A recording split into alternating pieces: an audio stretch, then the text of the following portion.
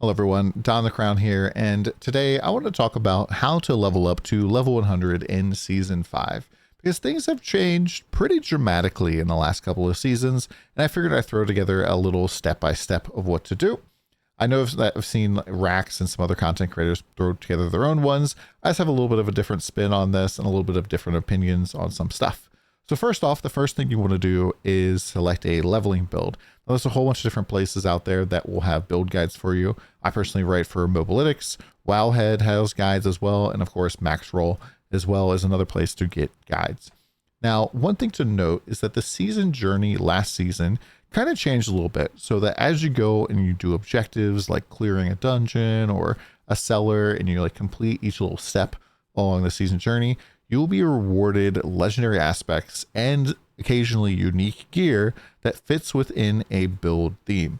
This is very similar to like Diablo 3's Hadrig's Gift, where you're going to be getting like kind of tailor-made stuff to kind of help you level up. And all of the themes are right here. So for Barbarian, like weapon swapping and knockback aspects are probably coming your way. Druid is getting Cataclysm and Companions. Necromancer is getting Bone Spirit, Prison, and Golem aspects. Rogue, you're getting Flurry, Dark Shroud, and Mobility, whereas Sork, Chain Lightning, and Mana. So as someone who's going to be playing Sork, I'm probably planning right now to start off as Chain Lightning, and I'll probably flex into Firewall or Incinerate if I find the aspects for that. But generally, my baseline plan is to go and play Chain Lightning, because they're probably going to be giving us the like 3 different aspects that goes for this particular thing. And one big thing to note, if you haven't played recently, is that once you get an aspect down, you break it at the blacksmith's bench, it'll go into your Codex of Power permanently. You'll be able to reapply that aspect an infinite number of times as long as you have materials for it. And it'll just like be kind of permanently a part of yourself. So you don't have to like stockpile them or like be very careful with spending these on the right pieces of gear. So yeah, the first thing you want to do once you figure out your build, just go and create a seasonal World Tier 2 character and skip the campaign. So they added 50% bonus experience to World Tier 2, 3, and 4 last season, which means World Tier 2 is now the way to go to level up. And the first thing you want to do is just claim your renown for XP and gold. So press tab, then W, click through all the regions. If you haven't done this already, like brand new account, you're want to go do this. It's one of the things that gives you a lot of passive points and a lot of Paragon points, and it's not something that's going away with the expansion that's coming out in Season 6. Next up, you want to go to your wardrobe and activate a pet. Now, I've complained about this a whole bunch on the partner Discord, so hopefully maybe they've changed this, but every time I've had to make a character in the previous season, you did have to go activate your pet. It'll pick up a lot of loot for you, a lot of gold and other little things for you. And if you don't already have a pet, you can just go do the quest in Kyovashad outside the inn. You can also pre-order the expansion, which I believe will give you 3 different pets. So you can just choose any of those. Like I said, it's like 100% free. If you already do have the game, you will be able to do a quest that'll give you a pet. Next up, you want to activate an elixir ASAP. So the first time you find an elixir or have the ability to craft one at the alchemist, you're going to keep these rolling basically all the way to level 100. We're only going to be able to do 1 elixir this time as opposed to 2 with the elixir of antivenom. They did nerf that, by the way, so we'll be able to keep 1 up at a time. And then we're going to do this seasonal quest of lambs and wolves. And this is the first part of the seasonal quest line for Season 5. And this is like done in World Tier 1 or 2. And we're not really sure exactly what this is going to unlock or do for you, but this will probably unlock what these things called hell breaches, which may be good for leveling. They're basically like mini infernal hordes. And so they have like probably a lot of enemies, a lot of rewards and loot and stuff. I'm kind of guessing that these are going to be undertuned in terms of loot, and probably the boss that's in there is like going to be a little bit too difficult to be worth doing, but there's always a possibility that there's going to be a lot of loot, and this will be a great way to get some early gear.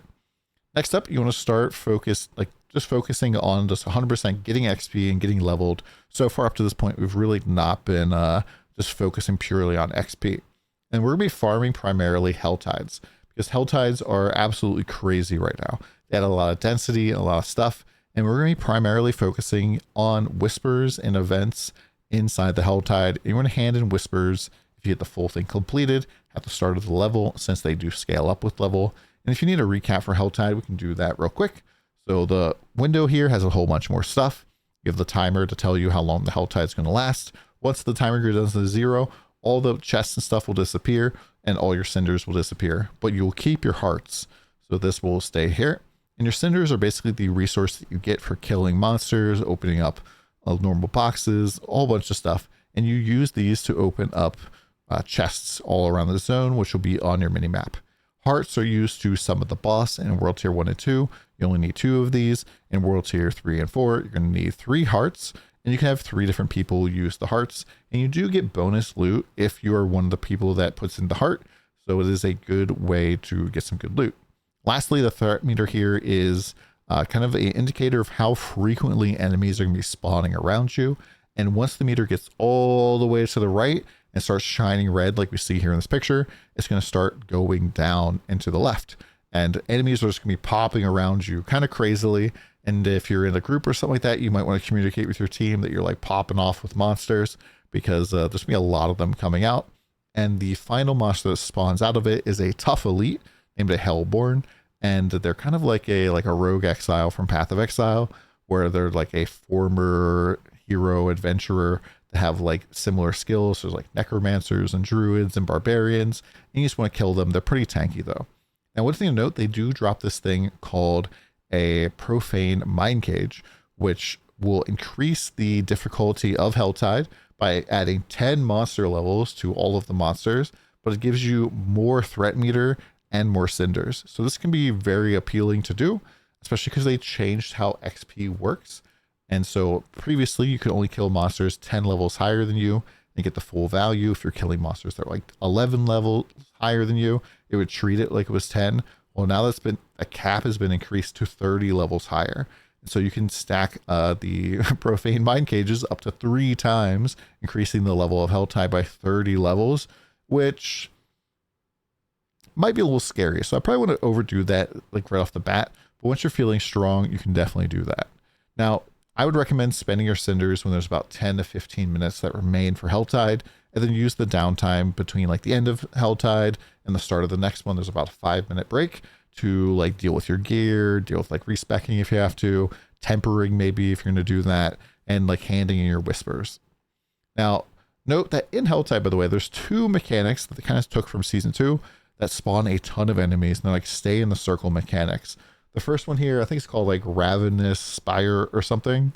And it like, you click on it and it'll create a little like a tether between yourself and the thing in the center. It'll just constantly drain your life while spawning lots of enemies. And you just want to be careful of this, because eventually it will just like kill you like super duper fast. And once that's starting to happen, you just want to leave and let it like explode and finish. And the second one here is called a Hell Spire. And this basically creates a lot of fire stuff that goes around, spinning around, and like kind of making like little triangle shapes and stuff that you want to avoid. And tons of monsters spawn during this. These are both really great ways to get not only both of XP, but a lot of cinders as well. And so I'd highly recommend checking these out if you can see them on your screen. And also these things appear on your minimap as like a little like point of interest. And so you can see like when you're nearby the one. Once I said again, the mind cages stack up to 3 times. And if you have a friend who's like behind in levels, like if you're in a group, you can have the friend like pop up to 3 profane mind cages, and that will like give them quite a bit more XP than other people in the group. And so they'll be able to catch up quite a bit. Next up, you want to make sure you do your class quest when it's available at level 15 or 25. So like for Sorks, this gives us our enchantment slots. Barbarians get the ability to like pick a weapon that they're always going to have active. And druids get like their little druid class quest thing. And I think it's only the necromancer that has to wait until 25. And so it's definitely worth doing around this point. Typically, you might want to try to time this at like the end of a Helltide. So like hand in all your cinders and then go do your class quest stuff. And like everybody kind of has to go do it at the same time type of thing. Next up, we talked about the season journey already a little bit. But one thing you want to do is keep an eye on easy objectives for you to clear. Some of these are going to be really, really simple, especially at the lower levels. Stuff like clear a cellar can take like 20 to 30 seconds. Pick up herbs and stuff could be another one of these. And it's just really quite easy to do. And you don't have to clear all of the objectives right away. If you want to earn the like secret title at the end of the season, you do want to do everything.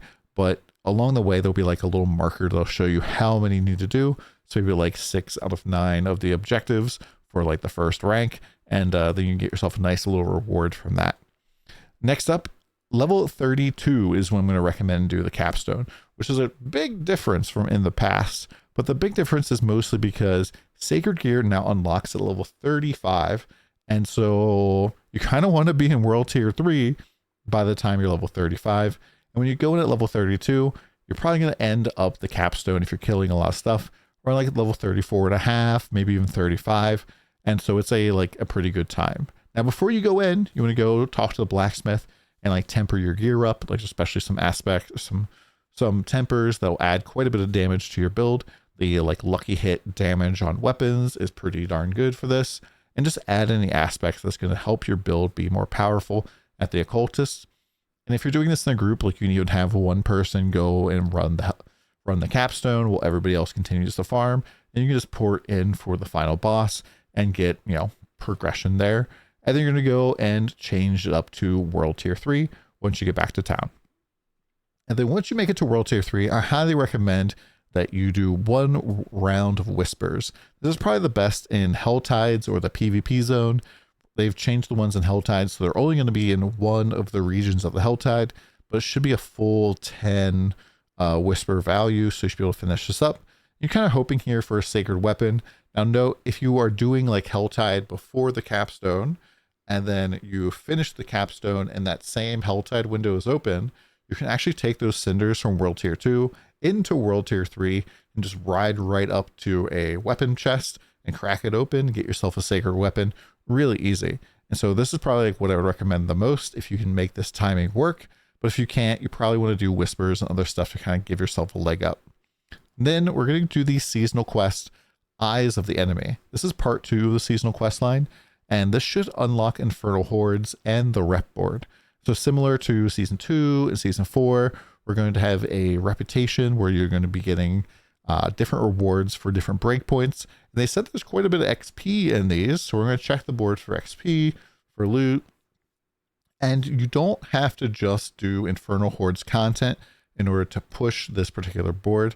They said you have to kill powerful leaders of hell. So this farming in Helltide should push this board along. Maybe not as much as doing Infernal Hordes content, but yeah, this should be something you're going to progress with anyway. So you want to keep an eye on those rewards. Now, if you're farming Helltides, you do want to remember to try to stack those profane mind cages up to 3. And once again, these drop from the Hellborn that spawn once you fill up your Helltide threat meter all the way. There are also going to be these Infernal Hordes or Hell Breaches that unlock from the seasonal quest line. Hell Breaches are supposedly like mini dungeons. Both of these might be good XP. You might even unlock these little mini dungeons in World Tier 2. However, they probably won't be as good of XP as Helltide, especially because Helltide you're getting like cinders as well. And so probably want to just stick with Helltide. And then I recommend just farming Helltide to level 52 and just going to your second Capstone dungeon.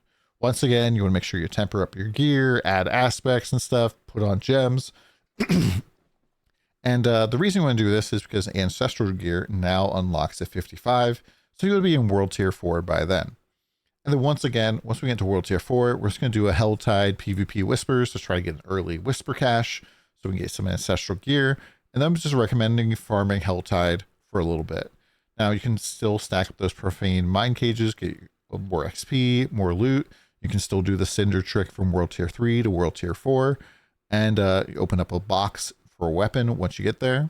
But then around level 70 is typically when I like to go and do Nightmare Dungeons just to level up glyphs to 15. And the reason I only go to 15 is because I particularly don't like doing Nightmare Dungeons all that much.